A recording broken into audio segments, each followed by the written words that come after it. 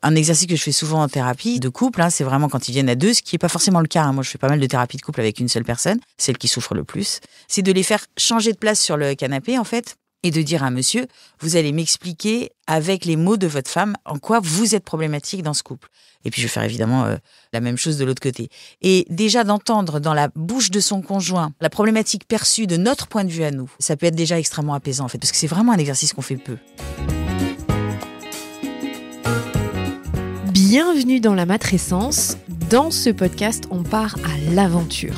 L'aventure la plus merveilleuse et difficile de la vie, la parentalité. Laissez-vous embarquer au travers des épisodes qui explorent toutes les facettes, des plus complexes aux plus fun, du monde des parents. Apprenez, riez, pleurez, découvrez et débattez en écoutant la matrescence.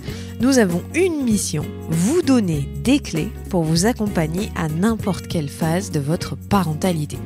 Je suis Clémentine Sarlat, votre hôte depuis mars 2019 déjà. Je suis ultra curieuse, très enthousiaste, mais beaucoup trop bordélique. Je suis aussi maman de 3 petites filles qui m'aident à me remettre en question quotidiennement. Et dans une autre vie, j'ai été journaliste sportive à la télé et aujourd'hui, je vous aide à rayonner dans votre parentalité. Abonnez-vous pour ne rien rater. Allez, let's go!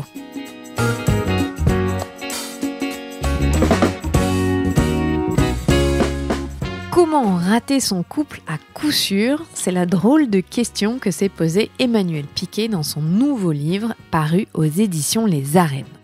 Emmanuel est thérapeute depuis plus de 15 ans et si vous écoutez assidûment La Matrescence, vous la connaissez, et elle accompagne au quotidien des personnes en souffrance. Comme elle l'explique, régulièrement, les personnes qui viennent la voir en individuel sont en fait en difficulté dans leur couple. Dans ce livre, plein d'humour évidemment, Emmanuel veut vous montrer que les problématiques que rencontrent les couples sont, au final, assez communes dans leurs origines. Dans cet épisode, on parle des cercles vicieux dans lesquels on peut toutes et tous se retrouver. On parle de l'envie de contrôler son partenaire, est-ce que cela cache? On parle de notre incapacité à communiquer nos besoins correctement et de ses conséquences. Et on aborde les disputes de couple sous un angle nouveau et rafraîchissant. Alors embarquez avec nous dans ce monde sinueux des relations de couple et de leur rupture. Je vous souhaite une très bonne écoute. Salut Emmanuel. Salut Clémentine. Ça va? Ouais, très bien, et toi? Oui, 3e fois quand même, hein. Merci. Hein. On se lasse pas, vraiment. Je fais partie des MVP là, tu vois. Je suis très fière du coup. Ah non, moi je suis ravie de te recevoir encore. En plus, on va parler encore d'un sujet complètement différent. Je te rappelle, on a fait sur le harcèlement, ou en tout cas la capacité des enfants à se protéger dans les relations aux autres. Ensuite, on a fait sur les adolescents. J'ai adoré. Et donc là, on va parler du couple. Mais d'abord, j'aimerais que tu nous rappelles ce que c'est l'approche Palo Alto et le 180 degrés pour que les gens aient bien en tête de quoi on va parler et comment tu procèdes. Donc, l'école de Palo Alto, qui est en effet l'école de pensée avec laquelle je travaille en clinique, je travaille que avec cette école, je suis un peu monomaniaque. C'est une école qui a mis à jour un certain nombre de principes tout à fait éclairants, je trouve, en matière d'analyse des relations humaines, on va dire. Je vais pas tous les citer ici, mais un des principes fondamentaux qu'ils ont mis donc en lumière pendant leur pratique clinique, en fait, c'est que c'est souvent ce que les gens mettent en place pour résoudre un problème qui non seulement ne le résout pas, mais l'alimente, voire l'aggrave. Donc, en fait, ils ont constaté qu'en effet, les gens étaient très souvent pris dans des espèces de cercles vicieux où ils faisaient un peu plus de la même chose en espérant que ça change. Et en fait, non seulement ça ne changeait pas, mais ça s'aggravait. Donc, à partir du moment où ils ont fait cette analyse-là, ce constat-là, ils se sont dit, donc ça veut dire que pour aider les gens qui nous demandent, qui nous font la confiance de nous demander à les aider, eh bien, il faut qu'on les aide à arrêter de faire ça. Donc, une bonne façon d'arrêter de faire quelque chose, c'est de faire l'inverse, en fait. C'est-à-dire de faire un virage à 180 degrés. Parce qu'il est beaucoup plus facile, en effet, de faire quelque chose d'opposé à ce qu'on faisait auparavant que d'arrêter de faire cette chose. C'est très difficile, en fait, d'arrêter de faire quelque chose. Donc, la meilleure façon d'être sûr qu'on arrête, c'est de faire l'inverse. Et ça, c'est brillant, je trouve, comme analyse. En gros, l'idée, c'est qu'on peut pas être à la fois debout et allongé. En gros, c'est un peu ça. Et donc, nous, notre métier, ça consiste en effet à comprendre les cercles vicieux dans lesquels sont pris les gens qui viennent nous demander de l'aide, qui viennent pour que leur souffrance s'apaise, en fait. Donc, comprendre dans quel cercle vicieux ils sont pris, un peu comme s'ils étaient un hamster dans une roue, en fait, et les aider à faire exactement l'inverse, en fait, pour moins souffrir, en fait. Et c'est vrai que c'est pas facile à faire. Non, c'est super difficile. Sur le papier, ça paraît simple. Hein. Oui, c'est super difficile parce qu'en fait, il y a 2 types de patients qui nous disent souvent un peu la même chose. Ils disent en fait, moi, j'ai l'impression que je suis dans une impasse. Ça, c'est vraiment une phrase qu'on entend souvent. Et en fait, moi, j'ai envie de dire à ce moment-là, faisons demi-tour, du coup, parce que ça me paraît logique quand on est dans une impasse. Et en fait, je trouve qu'il y a 2 types de patients. Il y a ceux qui, à un moment donné, n'ont pas conscience, en fait, qu'ils pourraient faire demi-tour. Vraiment, il y en a, notamment les enfants et les adolescents, par exemple. Ils n'ont pas forcément conscience, en fait, qu'ils pourraient faire demi-tour. Donc, ils continuent à faire la même chose en se cognant un peu comme une mouche sur une vitre, en fait, en se faisant mal, d'ailleurs, à chaque fois, souvent. Et puis, il y a une deuxième catégorie de patients qui, eux, savent très bien qu'il faudrait faire un virage à 180 degrés, le sentent, le pressentent, mais n'ont pas du tout envie de le faire parce que c'est en effet très difficile. C'est coûteux. C'est très coûteux. Ça se comprend. Je peux me caler dans cette catégorie de patients aussi. Alors aujourd'hui, tu as écrit un nouveau livre où tu t'es intéressée au couple et avec un titre que j'aime vraiment beaucoup, très prometteur d'ailleurs, Comment rater son couple à coup sûr. Pourquoi est-ce que tu as été sur ce titre-là ? Alors, c'est un clin d'œil à Paul Václavic, en fait, qui est un des penseurs de l'école de Palo Alto, qui avait écrit, par exemple, Comment réussir à échouer ou Faites vous-même votre malheur. Donc, c'est vraiment un petit clin d'œil parce que... Et puis, c'est aussi un peu... l'anti-manuel de développement personnel au sens comment faire pour. Je trouvais ça intéressant, mais c'est vrai que c'est un peu aussi cette idée que, on est pris donc dans ces autoroutes dont on va parler, ces autoroutes qui sont assez monotones, de comment rater en effet son couple en prenant ces autoroutes, et je ne peux pas m'empêcher en effet dans ce livre de donner quand même quelques chemins de traverse potentiels à emprunter pour sortir de ces autoroutes-là, quoi. Mais c'est vrai que la description, c'est celle des autoroutes qu'emprunte le couple pour être sûr de souffrir. Ça marche très très bien. Alors, tu dis en préambule dans le livre que le couple, c'est une usine à cercle vicieux. Pourquoi ? Mais parce que c'est un lieu, un système humain où il y a toutes sortes d'enjeux extrêmement forts, à la fois d'ailleurs sociétaux et à la fois internes. Et en plus, c'est un système où, en effet, il y a plein d'injonctions, en fait, à faire plein de choses, à réussir plein de choses. Et du coup, ça crée des espèces de volonté de faire, de volonté de pas faire, de rigidité, de choses très génératrices, au fond, de souffrance, avec soi-même, et aussi, évidemment, dans la relation. Donc, du coup, en effet, ça crée plein de possibilités de souffrir énormément. Je trouve que c'est vraiment le système le plus douloureux, globalement, avec l'éducation nationale. C'est une petite blague, bien entendu. Mais parce que c'est vrai que je trouve qu'il y a plein de cercles vicieux dans tous les sens potentiels, en fait. Parce qu'il y a des enjeux et parce qu'il y a, parce qu'il y a des enjeux à la fois sociétaux et intimes, quoi. Parce que tu fais une petite cartographie au début et en fait, on se rend compte que même si on décrit beaucoup le couple aujourd'hui, même si on veut se libérer des carcans de la société qui voudrait que on soit en couple, des enfants, on reste toute notre vie, ça reste une valeur hyper importante, en fait. Tout à fait. Les gens sont encore très attachés au couple, alors pas forcément au couple marital. En effet, c'est ce que j'explique, mais néanmoins, il y a toujours cette envie de partager sa vie avec quelqu'un qui est en tout cas partagé par la majorité. Je ne dis pas qu'il n'y a pas des choses qui bougent un peu, mais en effet, ça reste encore un enjeu très fort. Alors, dans ta pratique, quelles sont les problématiques qui reviennent le plus souvent ? Où tu dis, allez, là, c'est le bingo, je sais où on va. Mais ce qui est très drôle, en fait, c'est au préalable de ça, quand je reçois des gens tout seuls, donc ils viennent tout seuls, au bout d'environ, mes étudiants me disent, mais c'est pas possible, tu es insupportable. Mais c'est vrai que environ au bout de 3 minutes, alors même que la personne a juste dit, je viens vous voir parce que j'ai pas exactement confiance en moi et tout ça, et puis elle rajoute 2-3 choses, je dis, là, on est sur une problématique de couple. Et c'est vrai, en fait. C'est-à-dire qu'ils viennent pas forcément pour ça. Vous voyez ce que je veux dire quand ils viennent tout seuls. Alors, ce que je retrouve le plus, c'est des problématiques, je dirais, liées à la peur. Je trouve que c'est quand même, si on devait le catégoriser par émotion, je pense que la peur, c'est vraiment une des choses qui les fait consulter. Donc, soit la peur d'être quitté, soit la peur d'être trompé. Et du coup, ça, c'est quand même quelque chose qui revient hyper souvent. Parce que ça génère pas mal de modalités pour faire en sorte que cette peur diminue vainement, comme je l'ai expliqué. Ensuite, je trouve qu'il y a les problématiques en effet de prise en charge, c'est-à-dire comment, en effet, dans certains couples, tout à coup, il se met en place quelque chose où l'un se dit il faut que je le prenne en charge là-dessus parce que vraiment il est défaillant, ou il faut que je la prenne en charge là-dessus parce que vraiment elle est incompétente, ou parce que c'est pas comme ça qu'il faudrait faire, enfin, etc. Voilà, grosso modo, je trouve que c'est les 2 premières choses qu'on voit. Après, on voit plein d'autres choses, et notamment ce qu'on voit très souvent et qui est assez genré, j'en parle dans le livre, c'est tout ce qui est communication paradoxale, c'est-à-dire voilà, une espèce de langage implicite, très, je suis désolée, c'est très genré, ce sont souvent les femmes qui ont cette communication-là. Et comme je le dis dans le livre, je pense qu'elles ont cette communication-là parce que c'est dangereux, ça a été dangereux, ou en tout cas, elles ont acquis cette idée que ça pouvait être dangereux de communiquer de façon directe. Donc, il y a des communications très indirectes qui génèrent des choses souvent assez problématiques. Tu donnes, et tu en as parlé juste avant, une métaphore dans le livre de l'autoroute. Est-ce que tu peux nous l'expliciter pour qu'on ait un peu conscience vers où on s'embarque?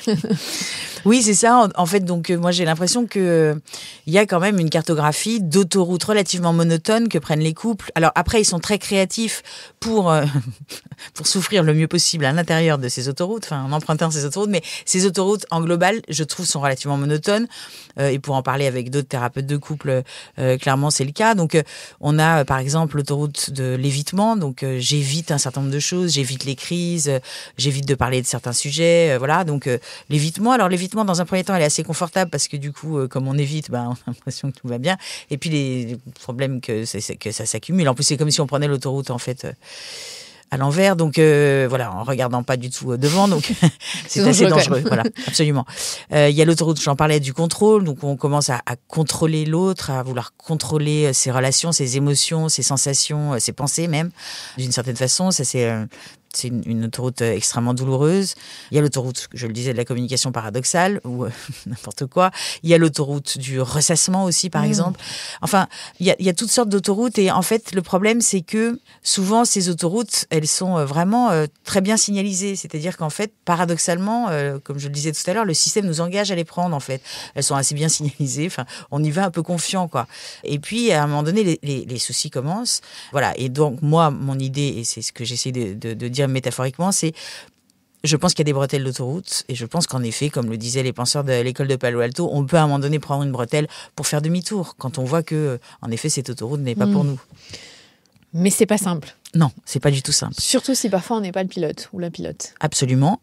Et puis en plus, encore une fois, Paul Watzlawick disait que c'est sans doute là où il y a le plus le syndrome de l'utopie. C'est-à-dire que quand on a imaginé son couple, quand on l'a idéalisé, alors je le dis avec énormément d'affection, mais j'ai quand même des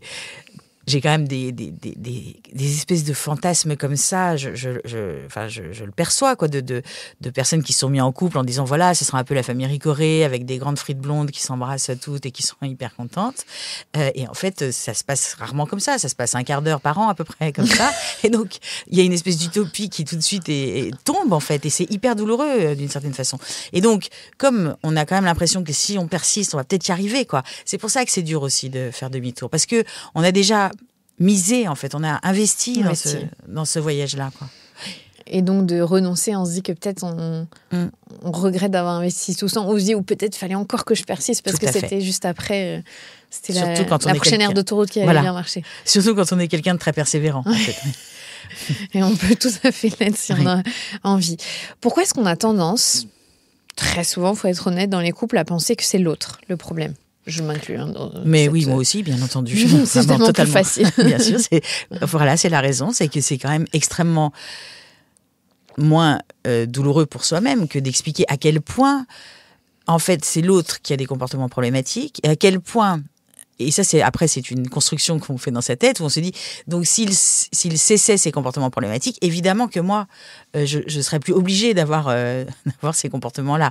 Et en fait, je trouve que un exemple hyper intéressant, c'est par exemple un couple où, je ne sais pas, imaginons Madame va dire, voilà, moi oui, je dissimule des choses à mon mari parce qu'il est en permanence en train de me contrôler et donc j'ai besoin de moments de liberté où je suis sous contrôle. Donc en effet, je dissimule, c'est bien logique. Et oui, c'est logique de son point de vue. Et lui dit, mais moi, je suis obligée de contrôler puisqu'elle dissimule, elle vient de vous l'admettre en plus, donc elle dissimule, donc comment voulez-vous que moi, ça ne me pousse pas à contrôler? Il a raison de son point de vue. Et en fait, je trouve que ce qui est hyper intéressant quand on commence à regarder le couple, c'est de passer de cette vision hyper linéaire, c'est parce que monsieur est comme ça que moi je suis comme ça, et l'autre, forcément, dire c'est parce que madame est comme ça que moi je suis comme ça, à une vision circulaire en fait, ou comment au fond, d'une certaine manière, A a un impact sur B certes, mais B a un impact sur A aussi et réciproquement, et donc tout ça est très circulaire. Et ça c'est aussi un des grands apports de l'école de Palo Alto, c'est de regarder les choses de façon circulaire et non plus linéaire. Et un exercice que je fais souvent en thérapie de couple, c'est vraiment quand ils viennent à deux, ce qui n'est pas forcément le cas. Moi, je fais pas mal de thérapie de couple avec une seule personne. personnes, celles qui souffrent le plus, c'est de les faire changer de place sur le canapé, en fait, et de dire à monsieur, vous allez m'expliquer avec les mots de votre femme en quoi vous êtes problématique dans ce couple. Et puis je vais faire évidemment la même chose de l'autre côté. Et déjà d'entendre dans la bouche de son conjoint, la problématique perçue de notre point de vue à nous, c'est déjà, ça peut être déjà extrêmement apaisant en fait, parce que c'est vraiment un exercice qu'on fait peu. De se mettre à la place de l'autre et de prendre son point de vue, son rôle et tout ce que ça a comme charge émotionnelle aussi ou implication ou vision. On est trop autocentré dans le couple. Oui, et puis on est de toute façon dans le couple ou ailleurs, on est vraiment sur des visions. Je veux dire, on nous a appris des cartes. Je veux dire très très fortement quand même. Je veux dire, la pensée cartésienne, c'est quand même quelque chose de très linéaire. Donc on n'est pas habitué à ces visions circulaires. C'est relativement logique. C'est vrai que la première fois que je t'ai interviewée, donc on parlait de harcèlement et c'est une des premières choses dont tu parles dans l'épisode, de dire, en fait, les enfants, c'est pas qu'ils sont responsables, mais dans la relation, ils tiennent un bout de la ficelle et ils ont un pouvoir de pouvoir tirer ou de la lâcher ou d'en faire ce que. Et ça paraît tellement logique, mais c'est pas du tout ce qu'on arrive à faire au quotidien. De comprendre que, comme tu dis, A a un impact sur B et B a un impact sur A. On se victimise très vite dans une relation. Oui, parce que c'est moins, désagréable d'un point de vue. L'autocritique, c'est jamais très agréable, c'est compliqué. Et en plus, je trouve que c'est même pas, en effet, comme ça qu'il faut le voir, parce que. Par exemple, prenons un exemple qui n'a rien à voir, mais c'est que je trouve intéressant. Si par exemple, j'envoie un mail de réclamation à quelqu'un, parce que je suis mécontente d'un service, peu importe, on s'en fiche, vraiment, j'étais très mécontente. Donc je commence à écrire, et puis je me dis, tiens, je vais mettre son chef en copie. Donc on met le chef en copie. Là, ça va modifier la façon dont on écrit. C'est-à-dire que le fait même, alors même que la relation n'a pas encore eu lieu, l'interaction n'a pas encore eu lieu, mais le fait même de savoir à qui on l'envoie modifie en fait la façon dont on écrit. Et donc ça c'est quelque chose de permanent, mais dont on n'a pas forcément conscience, quoi. Sans même parler de responsabilité, mais juste de voir les choses dans ce système-là. Est-ce que quand tu fais ces exercices en couple, ça dénoue beaucoup de tensions, tout de suite ça fait baisser peut-être le niveau d'agressivité qui peut exister, ou c'est pas assez pour aider des couples? Alors, je trouve que c'est parfois, parce que vraiment tout dépend vraiment de l'autoroute qu'ils ont prise, bien entendu. Non, mais c'est vrai, parce que c'est vraiment cette autoroute-là qu'il va falloir qu'on analyse très précisément. Mais le fait même, en effet, de leur faire voir cette circularité dans le système couple, c'est quelque chose de très émouvant, en fait, je dirais, qui, au fond, fait tomber un peu la colère, parce que une des choses qui rend le plus souvent les protagonistes d'un couple en colère, c'est d'avoir la sensation que l'autre ne comprend absolument pas notre point de vue, en fait, d'une certaine manière. Mais ce qui est assez drôle, c'est que quand on leur fait faire l'exercice, donc vraiment, je le fais exprès, de les faire changer de siège, parce que je veux qu'ils se mettent dans la position de l'autre avec la même ponctuation du problème, donc c'est-à-dire d'inverser la leur de ponctuation, et j'ai le plus grand mal à les maintenir là-dedans, parce qu'en fait, ils commencent en disant, alors le problème avec Jean, donc il se met à la place de sa femme, le problème avec Jean, c'est qu'il est quand même extrêmement contrôlant, voilà, et là il dit, bon, en même temps, c'est vrai que, en même temps, c'est normal. Enfin, voilà, il commence à essayer d'expliquer à quel point tout ça est logique, quoi, en fait, d'un point de vue linéaire. Faut tout de suite le recadrer. Oui, tout à fait. Non, c'est pas ça qu'elle aurait dit là. Ce n'est pas la question. On vous demande pas de vous justifier, parce que c'est vrai qu'il y a cette tendance en couple de dire oui, c'est vrai, mais XXX, je fais ça pour telle raison.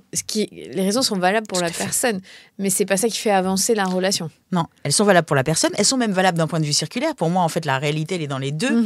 Quand un homme dit je rentre de plus en plus tard parce que ma femme est toujours en train de faire la gueule, donc en fait, moi, j'ai pas envie de rentrer spécialement tôt, et que madame dit mais moi, je fais la gueule parce qu'il rentre de plus en plus tard et que c'est pas pour ça que j'avais payé, les deux ont raison. Enfin, payé, pardon, c'est pas pour ça que j'avais investi dans le couple, n'importe quoi. Les deux ont raison. Les deux ont raison, et donc en fait, dans la problématisation, la façon dont on analyse le problème, il va falloir prendre la boucle entière, sans dire il y en a un qui est plus responsable que l'autre, quoi, en fait.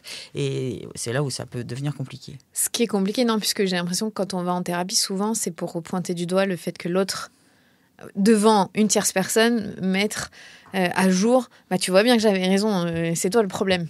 Oui, tout à fait, on est très prise à partie. Voilà, c'est ça. On est très prise à partie, où tout à coup, ils disent, comme je l'explique, ils disent « Est-ce que tu vas dire à Madame Piquet ce que tu m'as fait en 83 ?» Et là, Et là, on a une très bonne mémoire quand même. Une très très grande mémoire rancunière. Je me dis mais à quel moment je vais pouvoir leur faire percevoir la circularité dans ce bordel. Donc ça peut être vraiment extrêmement compliqué. Ça peut prendre 20 ans de revenir. Absolument. Oui, en plus c'est très long. Donc oui, voilà, ils viennent pour ça, en effet pour expliquer à quel point c'est l'autre qui est problématique.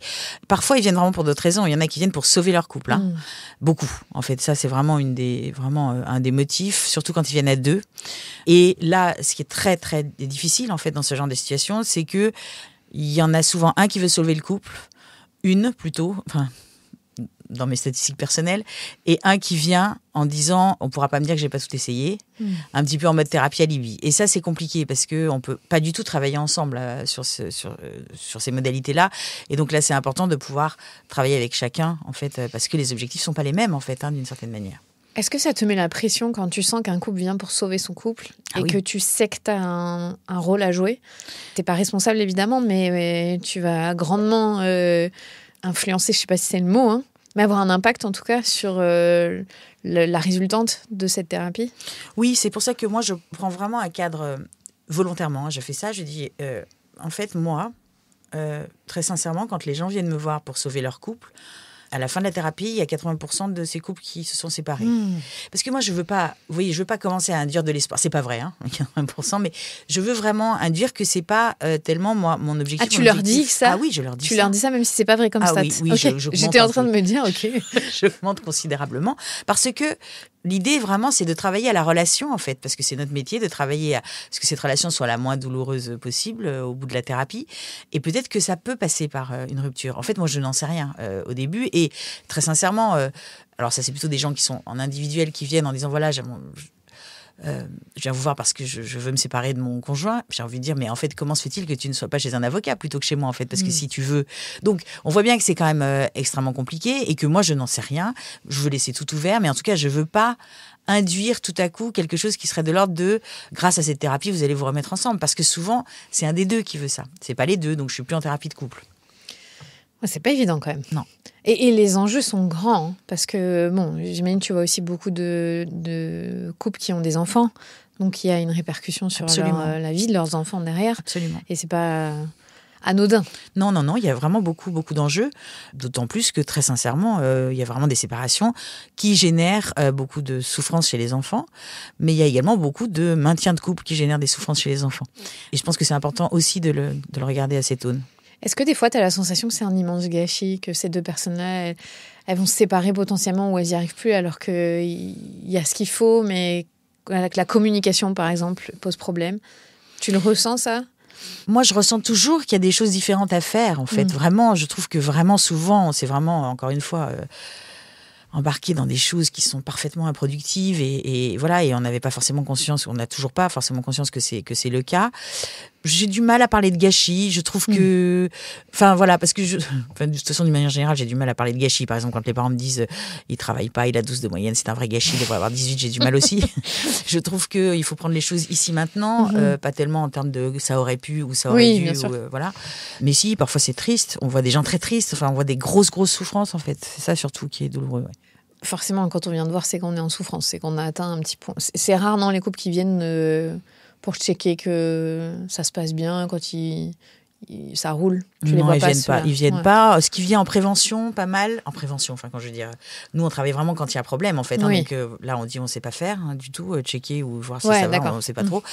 Ce qui vient en prévention et qu'on sait pas très bien faire non plus, enfin, pas du tout, même, pour ainsi dire. Ce sont des gens qui disent, des femmes notamment, qui viennent en disant, je viens parce que je suis dans un scénario de répétition, vous voyez, au niveau conjugal, et qui disent, donc, voilà, j'ai eu plusieurs échecs, comment je fais avec le prochain?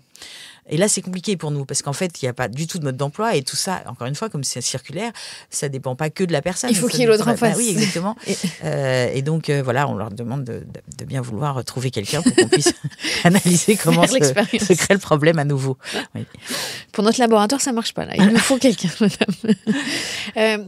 Tu l'as mentionné tout à l'heure, un des problèmes qui est un petit peu plus féminin, c'est la communication paradoxale. Est-ce que tu peux expliquer déjà ce que c'est, la communication paradoxale, et donner un exemple à quoi ça ressemble? Peut-être qu'on le fait, mais on ne s'en rend pas compte. Oui, parfois on ne s'en rend pas compte du tout. Alors, une injonction paradoxale, pour donner la définition brute, c'est une injonction à laquelle on ne peut répondre qu'en désobéissant à une partie de cette injonction, parce que c'est une injonction où il y a 2 messages en fait. Un message explicite, qui est le contenu, voilà, et un message implicite, qui n'est pas dit, mais qui est quand même véhiculé. Alors je prends un exemple tout simple, vraiment extrêmement simple. Imaginons une personne qui dise à son conjoint, voilà, je trouve ça, on est allé chez Clémentine hier, tu vois que son mari lui offre quand même des fleurs extrêmement régulièrement, puisque ça fait 3 fois que je vois qu'il y a un nouveau bouquet de fleurs. Toi, je constate que c'est pas, c'est-à-dire que ça c'était avant, quoi. Je veux dire, mais maintenant plus du tout. Imaginons. Donc là, la personne en question, ainsi enjointe, se dit, je vais pas acheter des fleurs tout de suite parce que c'est ridicule, on est d'accord, mais il attend donc 3-4 jours, imaginons que ce soit un homme, il attend 3-4 jours et puis donc il achète des fleurs à sa femme.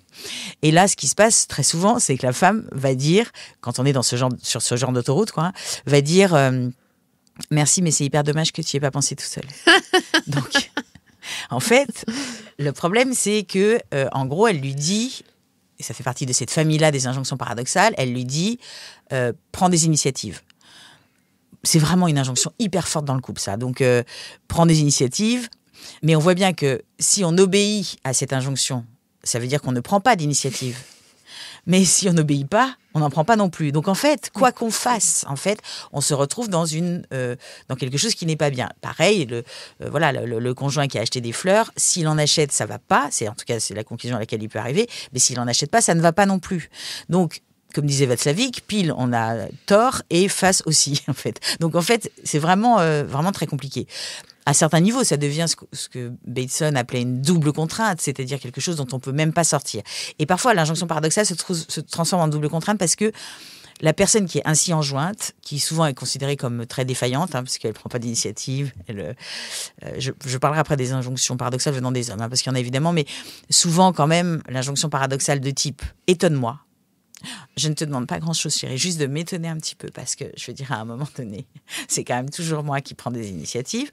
Ce qui est vrai, je veux dire. Mais le problème, c'est qu'on le plonge dans une espèce d'injonction paradoxale où il dit, au fond, ce week-end que tu m'as demandé d'organiser, ce week-end à 2 romantique que tu m'as demandé d'organiser, au moment où on arrive, et même avant, je sens une réprobation qui est liée au fait que c'est quand même... Voilà, c'est pas moi qui l'ai initié parce que c'est à ta demande. Et ça va teinter tout le week-end de quelque chose d'un peu décevant, en fait, de part et d'autre, quoi. L'un parce qu'il va se rendre compte qu'il est décevant, parce qu'il l'a pas, voilà, et puis l'autre parce qu'elle trouve ça décevant, en effet, parce qu'en fait, les femmes, souvent, qui sont prises dans ce genre de cercle vicieux, elles demandent à leur conjoint d'obéir tout en désobéissant. C'est ça la demande. Et donc, c'est impossible. Et donc, du coup, si je reprends l'exemple des fleurs, je pense vraiment qu'il y a plein d'hommes qui se disent de toute façon, ça n'ira pas, autant que j'en achète pas. Voilà, donc en fait, c'est vraiment un échec. Alors, donc il y a, voilà, donc là, on est dans une impasse. Là, vraiment, clairement, alors, c'est ce que je voulais dire, en effet, c'est que là, souvent, le conjoint qui est ainsi enjoint de façon paradoxale à prendre des initiatives, à être surprenant, surprends-moi mon amour, c'est très difficile pour lui.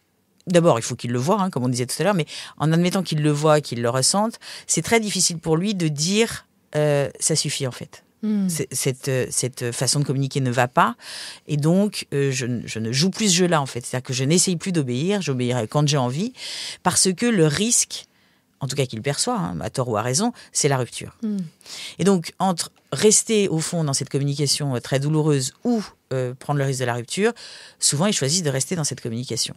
Donc c'est quand même très compliqué ce moment-là. L'injonction paradoxale plus genrée au masculin, qui est extrêmement violente aussi, voilà, et qui génère beaucoup de souffrance de part et d'autre d'ailleurs, c'est « aie du désir pour moi ».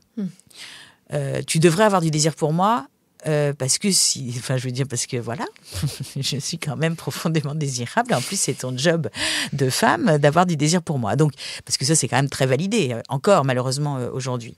Et ça, c'est très paradoxal parce que au fond, et ça, il y a plein de femmes qui le vivent, qui l'ont vécu. Cette espèce de truc implicite qui plane en disant, il y a un moment donné, il va quand même falloir qu'on fasse l'amour parce que ça fait quand même, je sais pas, un certain temps, en tout cas de son point de vue ou du point de vue global, peu importe. Et il y a cette tension qui monte avec le fait que quand nous, on n'a pas de désir et que l'autre nous impose le sien, ça écrase encore plus notre désir. Et en plus, il y a une petite phrase interne qui est « tu devrais avoir du désir pour ton mari ». Parce que c'est aussi quelque chose que on prend en fait et on s'inflige en termes d'auto-injonction. Et ces femmes qui racontent que voilà, qu'elles vont le plus tard possible dans la chambre à coucher en espérant qu'ils dorment, parce qu'elles veulent pas faire de peine en même temps. Elles sont vraiment très très tiraillées, donc c'est horrible, avec la colère qui monte de l'autre côté du conjoint qui est enjoint à ça. Des femmes qui sont assez terrorisées à l'idée que leur mari juste leur touche l'épaule, parce que il y a tout de suite cette menace qui plane d'un désir qui va être montré, une culpabilisation de pas répondre à ce désir, quoi. Donc là, vraiment, moi, je travaille beaucoup avec les conjoints qui sont dans cette exhortation. Je dis que c'est souvent genré au masculin. Ça peut très bien être genré au féminin, mais proportionnellement, voilà, c'est assez masculin. Et je dis à ces conjoints, en fait, moi, je ne sais pas du tout si le désir de votre femme va revenir, j'en sais rien, bien entendu. En revanche, ce que je sais, c'est que si on continue comme ça, on va totalement l'éteindre. Déjà là, je sens qu'on est plus que sur des petites braises, si jamais il y en a encore. Et donc, il va falloir souffler fort. Et souffler fort, ça veut dire quoi ? Ça veut dire recréer un endroit safe par rapport à cette problématique-là. Ça veut dire quoi, très concrètement ? Ça veut dire que je pense que c'est... Parce que souvent, ces hommes disent, et je les crois, ils disent... voilà, déjà c'est extrêmement dur de plus avoir de sexualité, mais en plus il n'y a plus de tendresse. Pour les raisons qu'on a vues juste avant, c'est que le moindre geste n'est plus empreint de tendresse, il est empreint de cette injonction. Et du coup, je leur dis, voilà, désormais, chaque fois que vous allez vous approcher de votre conjointe en lui touchant l'épaule ou sur le canapé ou peu importe, dites-lui, ceci n'est pas à visée sexuelle. C'est juste pour me rapprocher de toi. Et là, du coup, c'est hyper sécurisant. Et puis, je leur dis, on ne sollicite plus ni en implicite ni en explicite. Voilà. Et parfois même, je leur dis, ce serait pas mal d'imaginer comment vous pourriez faire autrement et peut-être de l'annoncer que, en effet, vous allez faire autrement parce que vous avez bien compris que pour l'instant, il n'y a plus de désir. Ce qui peut régénérer une sorte de désir. Comment ça, tu vas t'en occuper autrement mais c'est pas dans cet objectif-là, mais en effet, ça peut avoir cet impact-là. Oui, de sentir aussi que l'autre se prend en charge et n'attend pas passivement quelque chose qui lui serait dû. Oui, exactement. Là, on parle de sexualité, mais ça peut être autre chose aussi. Faire la vaisselle. ça implique plein de choses. Est-ce que la sexualité, c'est un des thèmes communs dans les problématiques de couple, ou alors c'est en fait le haut de l'iceberg et c'est autre chose derrière la sexualité? Alors en fait, moi je trouve que les gens viennent assez peu pour ça. Ils viennent quand même, hein, bien entendu. C'est souvent pour le coup, soit ils viennent en couple, soit c'est monsieur qui vient pour les problématiques sexuelles de cet ordre-là. Il y a aussi des problématiques sexuelles liées à l'incapacité d'avoir une érection, par exemple, qui sont quand même des sujets pour lesquels ils viennent. Mais plus globalement, je trouve qu'ils viennent plutôt pour d'autres choses. Et en fait, c'est plutôt nous qui allons dire, est-ce que, pardonnez-nous cette question parfaitement intime, mais vous êtes parfaitement en liberté de ne pas du tout y répondre, mais comment ça se passe sexuellement ? Parce que ça nous donne quand même un éclairage sur l'autoroute. Parce que ce qui se passe dans la sexualité est quand même très souvent assez symbolique de ce qui se passe en vrai. C'est pas forcément le cas, mais quand même, ça nous donne des indices. C'est plutôt ça qu'on va aller chercher, voilà, parce que c'est quand même, voilà, il y a des choses qui s'y passent, qui sont représentatives de l'interaction. Je précise, si vous êtes en postpartum, que vous venez d'accoucher, ça reflète pas la réalité de votre vie en entier. C'est une période de votre vie. Absolument. Ne vous dites pas, mince, là, c'est... Oui, et puis en plus, il peut y avoir d'autres périodes de la vie où ça ne va pas et ça ne veut rien dire du tout. Hein, c'est pas, voilà. C'est pour ça que tu dis que ça te donne une indication. Sur ce qui s'y passe, hein, pas forcément sur est-ce que c'est bien ou pas, sur quelles sont les interactions autour de ça. Voilà. Ok, c'est l'intimité que ça procure dans le couple. Parce qu'on peut, c'est vrai... aussi avoir une intimité qui est différente que juste de la pénétration sexuelle. Absolument. Qui est parfois plus masculine que féminine en fonction du moment de vie. Donc ça, c'est la communication paradoxale et quand même, ça fait partie des grosses thématiques qui génèrent des problèmes. Moi, je me reconnais tout à fait dans ce genre de communication. Mais on se reconnaît toutes. Hein, pas toujours, mais c'est vrai qu'on peut utiliser ça et j'aime bien le fait que tu t'explique aussi que potentiellement on a appris à communiquer comme ça et que c'était pour notre sécurité peut-être et que voilà, si on en a conscience déjà, on peut travailler dessus pour apprendre à avoir une communication effective. Et c'est pas facile. Non, c'est pas facile. De changer sa façon de faire. Tout à fait. Et je crois, alors vraiment pour le coup, c'est vraiment un travail à deux. Hein. C'est-à-dire que je pense que paradoxalement, c'est celui qui est enjoint aussi qui doit faire des choses pour ne plus alimenter en fait cette communication paradoxale en tentant de se soumettre à parce que c'est au fond ce qu'ils font, c'est-à-dire qu'ils tentent de se soumettre à cette injonction paradoxale tout en ne pouvant pas s'y soumettre. Et donc c'est pour ça que ça les arrange aussi, non ? Alors, de jouer ce rôle. C'est-à-dire qu'à un moment donné, la phrase qu'ils disent tout le temps et qui, en effet, leur permet de se victimiser un peu, avec toute l'immense affection que j'ai pour eux, bien entendu, c'est qu'ils disent de toute façon, quoi que je fasse, ça ne va jamais. Et donc, c'est assez vrai, néanmoins. Je trouve qu'il faut quand même le prendre, mais parfois, en effet, c'est très pratique. C'est facile de prendre cette sortie d'autoroute. Absolument. Sans essayer de rentrer dans le vif du sujet. Bon, alors l'autre problématique dont tu as parlé tout à l'heure, c'était la problématique du contrôle, qui va un peu avec cette peur que ressentent certaines personnes de l'infidélité, de la rupture, de la perte. Comment ça se manifeste et qu'est-ce qu'on peut faire quand on est dans cette dynamique de contrôle ? Alors, là, en l'occurrence, je trouve que c'est... la souffrance, elle est partagée. Je ne dis pas qu'elle n'est pas partagée, mais elle est quand même très fortement sur la personne contrôlée. Je veux dire, c'est vraiment... Alors, il y a une souffrance peur d'un côté, mais il y a une souffrance vraiment d'être plus du tout libre de quoi que ce soit, qui peut être extrêmement intense. Et donc, l'idée, c'est vraiment de pouvoir travailler avec les deux, je trouve, dans ce genre de situation, encore une fois. Et je crois que c'est extrêmement intéressant de pouvoir travailler avec ceux qui contrôlent parce qu'ils ont peur. Attention, parce qu'il y a certaines... Oui, on va en parler après. Voilà. D'autres qui contrôlent. Où il y a des red flags, c'est autre chose. Par plaisir, un peu de propriétaire. Et puis il y a vraiment je pense vraiment des gens qui sont très angoissés, voilà.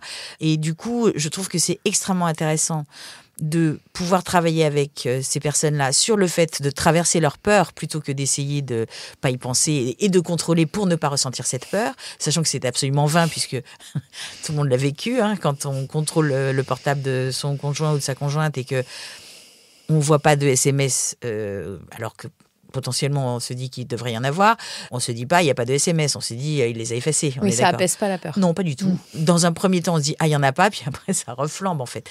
Donc vraiment notre idée c'est comment apprivoiser cette peur, comment la traverser et comment au fond se retrouver dans une posture qui est pas du tout celle dans laquelle ils sont quand ils sont en contrôle, qui est d'envisager en effet la possibilité d'être trompé, d'être trahi donc ou d'être abandonné. Et traverser cette peur-là, vraiment, c'est quelque chose qui peut être extrêmement apaisant, mais la traversée elle-même est super dure. C'est vraiment traverser le lac glacé de sa peur.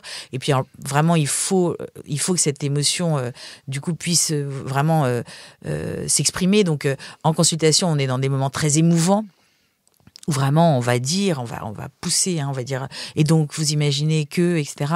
Des choses que vraiment on n'a pas du tout envie d'imaginer quand on a un conjoint jaloux, et je mets toute mon affection dans le mot jaloux parce que je trouve que la jalousie c'est que de la peur en fait. Et d'un autre côté, je trouve que c'est hyper intéressant aussi de travailler avec le conjoint qui est super contrôlé, parce que souvent qu'est-ce qu'il fait le conjoint qui est super contrôlé ? Il rassure en fait. Il rassure ou il dissimule. Parce qu'il se dit, si jamais elle sait que j'étais à ce repas avec des filles de mon boulot, elle va être hyper paniquée. Donc ils disent, j'étais avec un repas où il y avait que des collègues. Mais si jamais, oui, il ou elle, oui, il ou elle, pour protéger en fait d'une crise potentielle d'angoisse en fait. Et donc ça c'est très mauvais. Vraiment c'est très mauvais parce que d'abord parce que si la dissimulation, puis en plus voilà, quand on est jaloux on est forcément soupçonneux. Donc on va capter des choses. Oui, quand elles disent, elles sont trop mignonnes. Elles disent, et donc, les collègues, elles sont comment dans ton bureau ? Donc, il sait le conjoint. Il sait que ça va. Ça, c'est une communication paradoxale. Ouais, un peu, enfin, on s'approche un peu, ouais. Et tâtonnant, quoi, comme ça. Et que donc, il va dire non, mais en fait, elles sont toutes extrêmement vieilles et très, très laides, vraiment toutes, sans exception. Là, forcément, ça marche pas. Là, on dit, mais tu te fous de ma gueule, en fait. Ça veut dire qu'il y en a une qui est super bonasse, obligée. Sinon, tu dirais pas ça. Bref. Enfin, bref. Donc, vraiment, ce que je prescris, qui est très difficile à prescrire aux conjoints qui sont comme ça, contrôlés par peur qu'à l'autre de les perdre, c'est de dire, je comprends que tu aies peur. Parce que, en effet, dans mon entreprise, il y a pas mal de collègues jolis et que, à tout moment, en effet, je peux tomber amoureux d'elles parce que, en fait, j'en sais rien. Et ça, c'est hyper dur à dire parce que l'autre n'a pas du tout envie d'entendre ça. Et pour autant. Je n'étais pas venue pour ça, moi. Pas du tout. Vraiment, tu n'as pas. Pourquoi tu es allé voir cette psy ? Et pourtant, ça apaise, en fait, d'avoir quelqu'un qui dit ça en permanence, plutôt que quelqu'un qui dit mais non, je n'aime que toi, mais à quel moment, mais je ne regarde personne et tout ça. Parce que ça ne fonctionne pas. Tout simplement parce que la peur quand on rassure quelqu'un qui est complètement stressé comme ça, en fait, on nie sa peur et cette peur niée se transforme en tsunami. En fait, mais c'est pareil pour les enfants, on en avait déjà parlé. On dit rarement à un gamin qu'on emmène à la confiserie, ne t'inquiète pas, tout va bien se passer. Enfin, je veux dire, on ne rassure pas quand tout va bien. Donc, si on rassure, c'est qu'il y a quelque chose qui va pas, quoi. Donc, voilà. Donc, c'est important de travailler avec les deux. Tu leur fais lire ton livre « Je n'ai plus peur de mes peurs » qui est destiné aux enfants, mais qui est quand même... Mais parfois, oui. Parfois, je le prescris aux adultes en disant, vous allez trouver ça très bizarre, mais je trouve que c'est intéressant que vous regardiez un peu ça, quoi. Quand je veux être un peu douce, parce que c'est dur d'affronter sa peur. Vraiment, c'est dur. C'est super dur. La métaphore qu'on utilise, que j'aime vraiment beaucoup, c'est... Je leur dis, c'est comme si... voilà, vous vous baladiez comme ça, et puis très fréquemment, il y a une espèce de chien noir qui est assez gros, comme ça, costaud, avec de l'écume aux lèvres et tout ça, qui vous fait super peur. Et il vous court derrière, et donc vous mettez à courir parce que vous avez super peur. Voilà, et puis bon, comme vous courez plutôt vite pour l'instant, vous arrivez à chaque fois à vous réfugier, mais il est quand même très pénible, et puis il vous gâche la vie, en fait, ce chien noir là qui vient de façon intempestive, voilà. Et donc, et puis alors, à un moment donné, vous tombez sur une vieille personne qui vous dit, mais en fait, je vous ai regardé là courir devant ce chien noir. Je me demande s'il n'a pas un truc à vous dire, en fait. Je me demande si ce serait pas intéressant de la prochaine fois qu'il vous court après, de vous retourner et de le regarder. Et je sais pas ce qui va se passer. En effet, ça fait super peur. Mais peut-être vous verrez qu'il a un espèce de tonneau là, comme ça, vous savez, comme les Saint-Bernard là, autour du cou. Et peut-être il y a un message à l'intérieur. Alors ça, on le fait beaucoup avec les enfants aussi. Et peut-être le message, c'est que, en effet, votre femme pourrait vous tromper et vous abandonner. Et donc, que ça fait super peur. Parce que parfois, il faut y aller doucement, il faut y aller par métaphore, tellement ils sont dans cette espèce d'autorité de l'évitement. Je dois éviter absolument de penser à ce qui me terrorise. Ouais. Ouais. La peur du lien qui se casse et de l'abandon, elle est forte sur ça. Et donc, c'est pas à prendre à la légère quand il y a du contrôle et de la peur. Parce que tu dis, il y a de la souffrance pour celui qui est contrôlé et de la souffrance pour celui ou celle qui veut contrôler. C'est pas facile de sortir de cette... Franchement, le fait même d'accepter de regarder cette peur en face, vraiment apaise terriblement. Vraiment, c'est quelque chose d'assez incroyable. Mais c'est logique, hein. C'est-à-dire que quand on passe sa vie à essayer d'éviter d'envisager le pire, et que tout à coup on l'envisage de façon sécurisée, hein, grâce à un thérapeute, il y a quelque chose qui est complètement différent, en fait. Est-ce que aussi le fait de contrôler l'autre, c'est pas une stratégie pour éviter de se regarder en face ? Tu sais, dans la dynamique de c'est l'autre le problème, donc tu donnes cet exemple de cette femme qui veut contrôler combien de verres de vin boit son mari. Ça fait des années qu'ils ont plus de 70 ans. Du coup, en se focalisant là-dessus, elle regarde pas que peut-être elle a pas d'activité en dehors ou qu'elle n'est pas épanouie dans le reste de sa vie. Est-ce que ça peut être ça aussi ? En tout cas, ça peut être généré par ça, clairement. En l'occurrence, dans ce cas précis, c'est le Covid qui génère ça. C'est-à-dire comme elle est beaucoup moins elle marche moins, elle voit moins ses petits-enfants, elle est, voilà. Tout d'un coup, elle a beaucoup plus de temps, donc.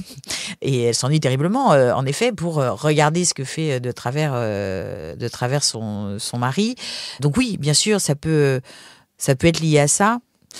Moi, je trouve que dans l'ensemble, c'est quand même une peur au bout du compte. En l'occurrence, cette femme, elle a vraiment peur qui meurt aussi. Parce que c'est parce que elle est une question de santé là. Oui, elle est très mignonne. Oui, enfin, elle est très mignonne parce que bon, voilà, en même temps, il peut aussi décider que voilà, il boit jusqu'à la fin de ses jours. Enfin, je veux dire, il y a quelque chose de l'ordre aussi de l'intimité, quoi. Mais en fait, elle est tellement mignonne. Elle a peur qu'il meure parce qu'elle s'est dit s'il meurt, je meurs. C'est ça en fait, sa peur. Et c'est intéressant d'aller la chercher d'ailleurs parce que si on va pas la chercher, comme elle est très enfouie par l'évitement en fait, on n'est pas au bon endroit en fait. Ah oui, mais c'est pour ça, c'est des stratégies d'évitement de je construis des choses pour éviter de penser à ce qui est le problème principal à la racine. On est fort quand même pour faire ça. Très fort. Oui. Surtout les obsessionnels. Alors après, il y a quand même des parties dans ton livre où tu adresses des sujets qui sont des sujets de société aujourd'hui, et tant mieux, des violences intrafamiliales. Et donc, tu racontes que tu as accompagné des femmes qui vivent... c'est des femmes, t'en parles, en tout cas, je ne sais pas si tu as accompagné des hommes, mais des femmes, des situations de violence extrêmement difficiles. Alors, qu'est-ce qui se joue dans ces relations-là ? Parce que là, tu parles quand même de cette circularité sans du tout dédouaner pas du tout, l'homme qui est problématique. Mais, et qu'est-ce qui sont les signaux auxquels on doit faire attention ? Alors, en fait, moi, ce qui me ce qui me touche beaucoup et me bouleverse absolument, c'est que les femmes dont on parle ici, dans ma patientèle, j'ai beaucoup de très jeunes filles. Hein. On n'est pas en train de parler de femmes mûres, on est en train de parler de jeunes mineurs, hein, parfois, qui se retrouvent, et de ce point de vue-là, je trouve qu'il y a une forte régression, hein, parce que vraiment, ça a pour moi 5-7 ans. J'avais pas de si jeunes filles avant. Et en fait, ce qui se passe souvent, quand, en effet, on est dans de la violence conjugale, de la violence que je qualifierais de propriétaire, en fait, hein, c'est-à-dire que là, le contrôle n'est pas lié à une peur, il est lié à une forme de plaisir, d'emprise, en fait, de pouvoir sur quelqu'un. Et le problème qu'on a, je trouve, c'est que souvent, quand on est dans ce circuit fermé de violence conjugale, les deux visions du monde des deux protagonistes sont une seule et même vision, très malheureusement, qui est une femme doit se soumettre à son compagnon. Donc c'est ce que pense monsieur, bien entendu, puisqu'en plus ça l'arrange, mais malheureusement, c'est ce que pense la jeune fille aussi, qui pense, et ce que j'explique dans le cas de mon livre, hein, qui pense qu'en effet... c'est normal quand on aime d'être jaloux. C'est normal quand on aime d'interdire des choses. Enfin, donc il y a vraiment une vision du monde qui partage, qui est une vision du monde, je suis désolée, malheureusement encore partagée de façon très globale. Et ça crée comme un espèce de lubrifiant sur ce cercle vicieux parce qu'au fond, tout va bien. Je veux dire, on est dans quelque chose où tout va bien, en fait, de leur point de vue à eux. Et donc, c'est très problématique. Et d'ailleurs, ce genre de jeune fille ne vient pas consulter, en fait, pour ça. Elles viennent consulter quand elles ont peur pour la relation, parce qu'elles ont l'impression que la relation se détériore. Elles viennent aussi très souvent quand elles tombent enceintes et qu'elles se rendent compte qu'en fait la violence ne s'arrête pas. Elle augmente même souvent. Elle augmente même souvent, parce qu'elles avaient cet espoir fou. Elles ont souvent cet espoir fou que, comme il a une enfance difficile, elles vont réparer tout ça, en fait. Et que, par amour, tout à coup, il va se transformer. Et donc, elles ont beaucoup d'espoir sur le fait que, tout à coup, devenant papa, ils vont développer d'autres comportements. Et là, comme elles ont peur pour leur enfant, parce que c'est souvent une consultation qui est liée au fait que quelqu'un d'autre... peut être mis en danger. Là, elles viennent consulter et là, on peut faire des choses. Mais très souvent, pour les raisons qu'on a vues, le risque, c'est qu'elles soient vraiment de plus en plus recroquevillées, de plus en plus en cercle fermé et avec cette escalade complémentaire qui est l'apanage de la violence conjugale, comme du harcèlement dans toutes sortes de secteurs, qui fait qu'il y en a un qui est de plus en plus en puissance, en emprise, et puis une, en l'occurrence, qui est de plus en plus recroquevillée. Donc, quand en effet, j'ai la chance d'accompagner des jeunes filles qui viennent consulter et que je les aide à sortir de ce cercle vicieux, ce qui est très difficile parce que tout le monde leur dit « quitte cet homme ». Et personne ne prend en considération le fait qu'elles sont amoureuses aussi de cet homme. Alors, on prend le mot d'emprise, qui est un mot tout à fait convenable, mais je crois qu'il faut aussi admettre qu'il y a cet amour-là, et c'est très difficile quand on est hyper touché par la violence qui s'y produit. Mais si on ne fait pas, on n'accueille pas ce sentiment, en fait, avec elles ne font pas alliance avec nous, en fait. Elles ne nous font pas confiance, d'une certaine manière. Donc, c'est très compliqué. Quand on arrive à en sortir, en effet, moi, je suis un peu pour la politique des red flags. Là, pour le coup, je fais de la prévention. Je dis donc, si on fait un petit peu un récapitulatif de ce qu'il ne faut plus jamais laisser passer, en fait, mais à la première seconde, c'est pas 3-4 fois, c'est quelqu'un qui te demande de changer de vêtements parce que il trouve que ces vêtements te rendent trop séduisante, quoi. Ça, typiquement, c'est un red flag. Quelqu'un qui te dit qu'il ne veut plus que tu traînes avec un tel ou une telle pour des raisons qui sont un peu similaires. Voilà, toute une série de choses que je prends dans ce qui s'est passé au début de la relation et qui a permis, au fond, aussi cette circularité, parce qu'il y a eu une autorisation par amour, de faire un certain nombre de choses. Je les reprends vraiment en disant donc plus jamais ça. Et elles sont assez d'accord, hein. Intellectuellement, on est plus tous d'accord, mais c'est vrai que dès que le sentiment amoureux perçu comme tel ou pas apparaît, c'est très compliqué de rompre un lien. Très compliqué. Et puis il y a la peur. Et puis il y a la peur pour sa survie aussi, parce que mine de rien. Alors pas tellement. Il y a des menaces aussi. Ah ouais. Pas tellement. Non, mais c'est bien tout le problème. C'est-à-dire que moi j'adorerais vraiment plus en avoir qui disent voilà, j'ai l'impression qu'il va me tuer, donc qu'est-ce qu'on peut faire de différent. Mais quand en fait, il y a les enfants, c'est ça que tu dis. Voilà. Quand il y a les enfants, c'est bon. Là, c'est qu'elles sont capables. Elles sont plus capables, en tout cas, de percevoir ce danger. Quand c'est pour elles-mêmes. Absolument. Il y a une excuse il a eu une enfance difficile. Voilà, beaucoup. C'est difficile pour lui. Après, il est gentil. Il est très gentil après. Mais elles disent d'ailleurs cette phrase que je trouve glaçante et qui, je trouve, résume vraiment très très bien la complexité de ce sujet. Elles disent, quand il est pas méchant, il est vraiment gentil. Oui. La normalité et la méchanceté, mais on s'accommode des petites miettes. Ouais.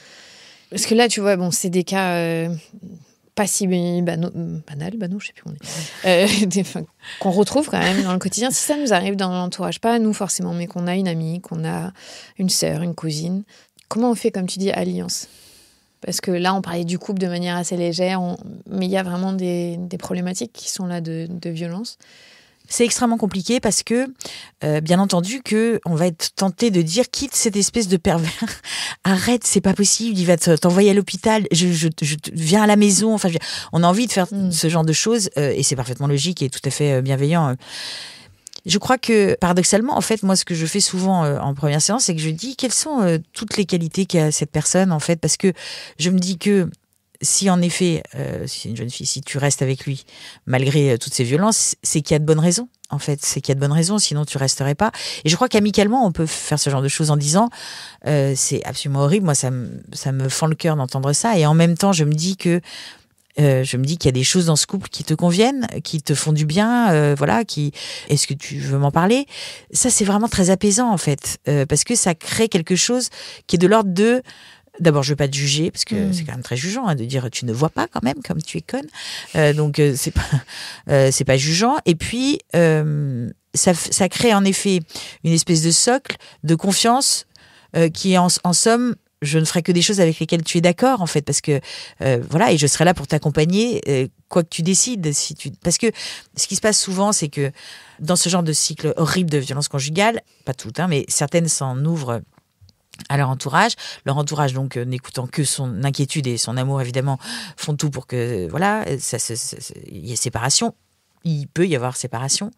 Et puis, il peut y avoir, parce que ça c'est très fréquent, malheureusement, une espèce de retour en arrière, parce que s'il n'y a pas vraiment une rupture extrêmement claire, nette, précise, où il n'y a pas possibilité de rencontre, quelle qu'elle soit, entre les deux, s'il n'y a pas ça, le risque de remonter dans cette escalade complémentaire est vraiment énorme. Et donc, ça arrive à ces jeunes femmes qui s'en sont ouvertes à leur entourage. Et là les reproches fusent. Et même, il y a des ruptures en disant puisque tu veux rester avec lui, c'est plus la peine de me... J'abandonne. Ouais, donc c'est horrible, en fait. Parce qu'on ne comprend pas le mécanisme voilà, derrière. Exactement.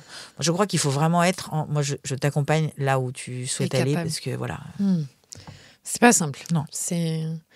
Et on est dans un système judiciaire qui n'est pas aidant. Elles ne sont pas assez protégées, les femmes qui veulent partir. Voilà, il y a encore des féminicides un peu trop souvent. Oui, et puis elles ont raison. Donc, il y a une légitimité à avoir peur. Absolument. Parce que le passage à l'acte, surtout, arrive souvent après la rupture. Exactement. Et même longtemps après la rupture. C'est ça qui est affolant. Dans le contrôle. Tu termines le livre en parlant de l'après-couple. Puisque, évidemment, nous vivons quand même dans une société où il y a un après-couple de manière de plus en plus régulière. Parce que c'est vrai qu'il y avait avant de l'après-couple, mais souvent c'est parce que là, dans l'ancien temps, on va dire, la femme décédée, où il y avait... Là, aujourd'hui, on doit vivre avec l'autre parent, notamment, dans le couple parental. Qu'est-ce qui est important à retenir quand on se sépare et qu'on est encore parent ? Alors, je dirais une chose vraiment essentielle pour moi. Je crois que c'est compliqué parce que visiblement, c'est pas du tout évident. Et je trouve que donc c'est important de s'y attarder un peu. Il y a deux types de souffrances, je dirais, chez les enfants de couples séparés. Il y a des souffrances liées au fait que un des parents souffre. Et ça, c'est très douloureux, évidemment. Voir un de ses parents souffrir, c'est toujours très douloureux. Ça peut être lié aussi, cette souffrance de l'enfant, au fait que, il y a plein de changements, que tout à coup, on a 2 appartements, peut-être plus petits, que c'est moins, enfin bref, des changements qui sont potentiellement compliqués. Je dirais que ces problématiques-là, souvent, ça pèse avec le temps, s'atténue avec le temps.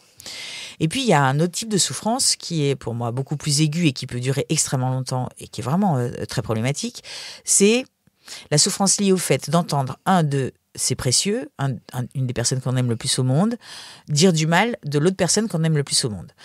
Alors, déjà, quand c'est d'un côté, c'est tout à fait problématique, mais alors quand en plus c'est circulaire, c'est-à-dire que tout le monde se renvoie la balle en prenant à témoin ou comme émissaire l'enfant lui-même, c'est une catastrophe absolue. Mais je veux dire, c'est insupportable. Vraiment, c'est vraiment moi les souffrances que je vois le plus chez les enfants dans ce genre de situation, c'est des souffrances liées à ça, à cette incapacité à, au fond, considérer que à partir du moment où on devient couple parental, on passe d'un champ commun à 2 champs différents avec nos 2 petits veaux si on a 2 enfants, donc ils sont une semaine dans notre champ et une semaine dans l'autre champ, et que l'autre champ, on n'y peut plus rien en fait.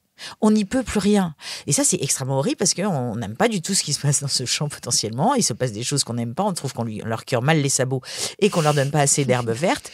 Et pour autant, chaque fois qu'on va intervenir auprès de l'éleveur ou en allant jeter de l'eau par-dessus la haie dans le champ d'à côté, on crée l'inverse de ce qu'on veut. Et d'abord, ça crée évidemment des conflits parce qu'en gros, le message quand même, c'est tu es incompétent comme parent. Donc évidemment, il faut que j'intervienne dans ton champ parce que t'es... Voilà.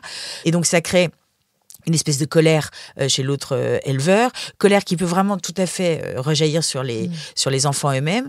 Et alors, vraiment, une chose importante, c'est que dans ce moment de rupture, ne croyez pas que quand ils regardent une série, au moment où vous vous disputez, ou au moment où au téléphone vous vous écharpez, ils écoutent, parce qu'ils sont aux aguets de tout, parce que c'est vraiment à la fois quelque chose qui s'effondre et à la fois quelque chose qui se transforme en un truc super dur. Alors parfois il y a eu des disputes avant, donc on est dans une continuité, mais parfois, voilà, il arrive que parfois la rupture se passe relativement bien et que ensuite ça se mettent à dégénérer de façon monstrueuse. Donc vraiment, moi je trouve que c'est hyper important de pouvoir exprimer sa colère dans des endroits qui soient pas dangereux pour les enfants, c'est-à-dire tout seul je ne sais pas, moi je dis souvent à des conjoints comme ça très malheureux de la séparation et qui donc sont très en colère contre l'autre, de prendre un moment pour cette colère-là, en criant ce qu'il faut, en tapant les coussins de son canapé, je ne sais pas, en faisant plein de choses, mais pas devant les enfants, en fait. Parce que, alors, c'est pas la colère dont je parle, c'est les questionnements. Et donc, racontez-moi ce qui s'est passé chez maman. Et donc, ce monsieur-là dont vous m'avez parlé, par exemple, je veux dire, il peut y avoir des choses comme ça, ou des choses encore pires, du type, tu diras à ta mère que ce serait bien qu'elle t'achète des vêtements, des choses, mais on se dit, c'est invraisemblable de pas imaginer l'impact que ça a sur les enfants. Et pourtant, visiblement, on est tellement pris dans cette espèce d'enjeu interactionnel entre les 2 ex-conjoints qu'on l'oublie, quoi.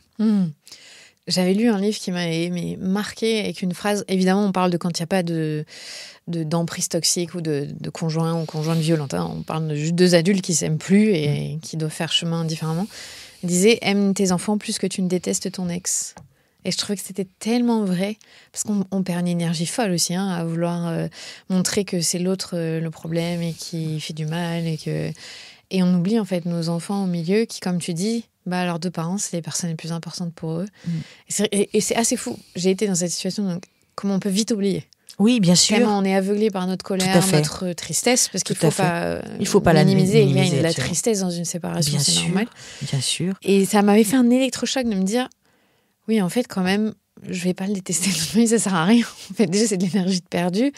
Et mettons cette énergie pour qu'on fasse que nos enfants, ça se passe bien, quoi. Oui, tout à fait. Maintenant, c'est difficile parce que c'est pour ça que je pense qu'il faut faire quelque chose de cette colère. Parce que se dire ne te mets pas en colère devant les enfants, pour moi, c'est totalement improductif. Je veux dire. Et en plus de ça, moi, ce que j'adore, c'est les parents qui me disent alors moi, jamais, je ne dis du mal de l'autre. Donc là, déjà, je suis un peu inquiète parce que je me dis c'est très bizarre vu quand même la détestation dans laquelle tu sembles le tenir. Et alors, attention à la communication implicite parce qu'en fait, ils sentent, quoi. Et je trouve que communication paradoxale, on peut faire avec nos enfants aussi. En plus, je trouve que c'est hyper important de savoir dire quand on a dit du mal ou quand on a manifesté une espèce de détestation comme ça, de dire, tu sais, c'est compliqué, je sais, d'avoir des parents comme ça qui disent du mal l'un de l'autre ou qui pensent du mal l'un de l'autre, je sais que c'est compliqué. C'est qu'on est super en colère l'un contre l'autre, papa et moi. Et donc, c'est pour ça, des fois, il y a des mots qui dépassent notre pensée et tout ça. C'est parce qu'on est en colère, chérie. Parce que, au moins, d'avoir un mot là-dessus, quoi, quand on n'est que dans une communication implicite, quoi. Oui, que ça aussi, ça enlève la faute de l'enfant. Souvent, ils ont cette pensée que c'est eux le problème. Tout à fait. C'est difficile. Après, est-ce que c'est...